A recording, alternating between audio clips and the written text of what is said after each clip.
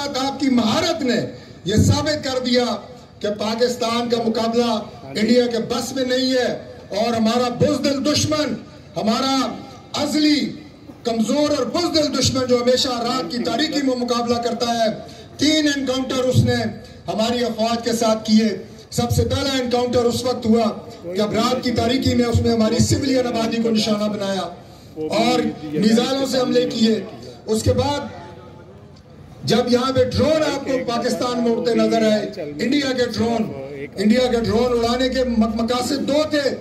एक ये कि वो यहाँ जासूसी कर सके, हमारे जो ठिकाने हैं, फिजाइया के अड्डे हैं, हमारी दिफाई इंस्टॉलेशंस हैं, उसका ठिकाना मालूम कर सकें। और दूसरा ये कि जब हम उन्हें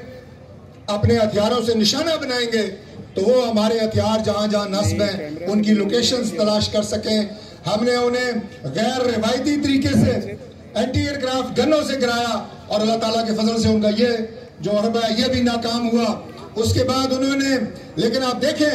कि इसके साथ मैं आपको ये भी बताऊं कि जहां हम अपनी मुसल्लह अफवाज को खराज तहसीन पेश करते हैं, उनकी जुर्रत और बहादुरी को, सिपह सालार जनरल आसिम मुनीर को, उसके साथ साथ हमारे जो फिजाइया के जगह थे साहब, उसके साथ साथ जो हमारे फिजाइया के सरबराह हैं ज़हीर बाबर सिद्धू साहब, जहां उनकी कमाल पेशा वराना सलाहियत मौजूद थी, फौज के अंदर जैसे मैंने कहा वो जज्बा मौजूद था, मुकम्मल तैयारी मौजूद थी, लेकिन पाकिस्तान ने उसके बावजूद एक जिम्मेदार रियासत होने का सबूत दिया। इंडिया ने जब 2 दफा ये कमीनी हरकतें की, हमने उन्हें बार बार वार्न किया कि आप और हम एटमी मुल्क हैं, हम इस खित्ते को एटमी जंग की नजर होता नहीं देखना चाहते। लेकिन इंडिया शायद ये समझता था कि वो कोई बदमस्त हाथी है, शायद वो इस रीजन में अपनी बदमाशी कायम करना चाहता है। उसके बाद जो उसने तीसरी गलती की, हमारा जो नूर खान एयरबेस था उसके ऊपर उसने मिसाइल हमला किया। सबसे पहले तो हमने उस मिसाइल हमले को नाकाम किया और उसके बाद अल्लाह ताला के फजल से जब पाकिस्तान के मिसाइल पाक सरजमीन से नारा तकबीर कह के चले, नारा तकबीर कह के जब चले तो उसके बाद इंडिया के औसान खता हो गए। उसके बाद इंडिया को पता चल गया कि मेरा कोई भी अड्डा, मेरा कोई भी फौजी ठिकाना वो पाकिस्तान की मिसाइलों से बच नहीं सकता। आजाद कश्मीर से जो हमारी तोपें थी, जब उन्होंने गोले दागे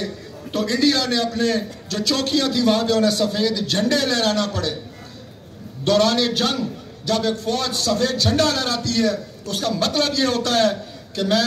अब मजीद लड़ने की पोजीशन में नहीं हूं, आप अपनी तोपों से मजीद गोले मत दागें। ये एतराफ तो पिछले 2 दिन से वो कर रहा था, लेकिन शायद नरेंद्र मोदी को ये गलतफहमी थी कि पाकिस्तान अपनी दिफा की सलाहियत नहीं रखता। बार बार हमने उसे वार्न किया कि पाकिस्तान की साइज को मत देखो, पाकिस्तान का एक एक बच्चा जिस जज्बे से सरशार है उस जज्बे को देखो, लेकिन वो जज्बा चूंकि उनमें है नहीं, इसलिए वो इस जज्बे की हैबत को, वो नारे तकबीर की ललकार को समझ नहीं सकता कि इसके बाद हमारे जवानों और हमारे गाजियों के अंदर क्या जज्बा होता है, क्या उनके खून के अंदर तपिश होती है। और वो दुआ करके निकलते हैं कि अल्लाह ताला की ज़ात हमें जामे शहादत नौश फरमाए, नौश करें हम। और वो अपनी माओ को, अपनी जवान बीवियों को खत लिख के जाते हैं कि मैं मैदान अमल में जा रहा हूँ, मैं महाज में जा रहा हूँ, मेरे लिए दुआ करना कि अल्लाह ताला की ज़ात मुझे शहादत अता फरमाए। इस जज्बे से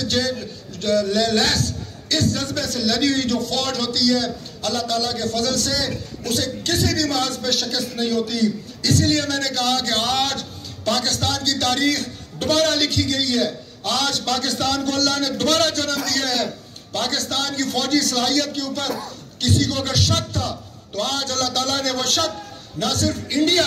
बल्कि पूरी दुनिया से वो शक निकाल दिया है कि पाकिस्तान के पास क्या सलाहियत मौजूद है। और आज खुदा गवाह है कि मैं कोई ये जो आप मेरे अंदर जोश और जज्बा देख रहे हैं, मैं उसकी वजह से ये बात नहीं कर रहा, मैं हकायक की बुनियाद के ऊपर ये बात कर रहा हूँ कि खुदा की कसम दुनिया परेशान है, दुनिया हैरान है कि पाकिस्तान ने अपने से कई गुना बड़ी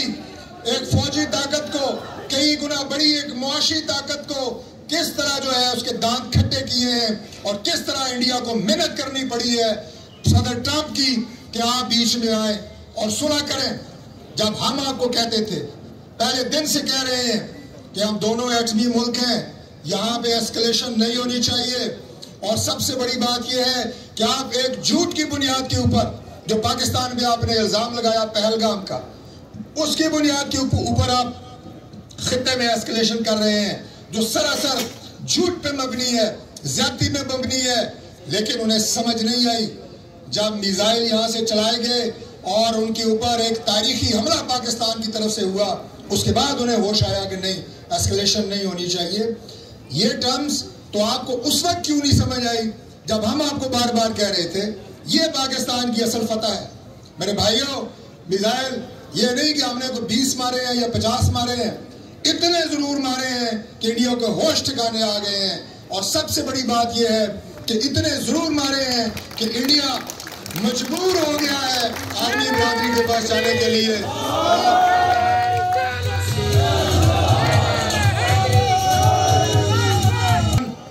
آج کے بعد انشاءاللہ یہ نعرہ ہم جب سے ہوش سنبھالا اس وقت سے لگا رہے ہیں اور انشاءاللہ اپنی آخری سانس تک لگاتے رہیں گے کہ پاکستان زندہ باد، پاکستان زندہ باد، پاکستان زندہ باد. لیکن اللہ تعالیٰ کے فضل سے ہمارے شاہینوں اور ہماری بری فوج، ہمارے سپہ سالار جنرل عاصم منیر، ہمارے فضائیہ کے سربراہ، ہماری نیوی کے سربراہ، پاکستان کی پولیٹیکل قیادت میاں شہباز شریف صاحب کی قیادت میں آج جو کام ہوا ہے، آج جو شکست اللہ تعالیٰ کے فضل سے انڈیا کو ملی ہے، آج کے بعد رہتی دنیا تک پاکستان ہمیشہ زندہ باد، پاکستان ہمیشہ زندہ باد، پاکستان ہمیشہ زندہ باد. یہ انشاءاللہ تعالیٰ پیغام ہم نے پوری دنیا کو دیا ہے کہ ہم ہمیشہ رہنے کے لیے بنے ہیں، اور ہم انشاءاللہ کوئی آنکھ جو پاکستان کی طرف نکالی جائے گی وہ ہم نکال دیں گے، کوئی بازو جو بڑھایا جائے گا ہم نے وہ توڑ کے دکھایا ہے.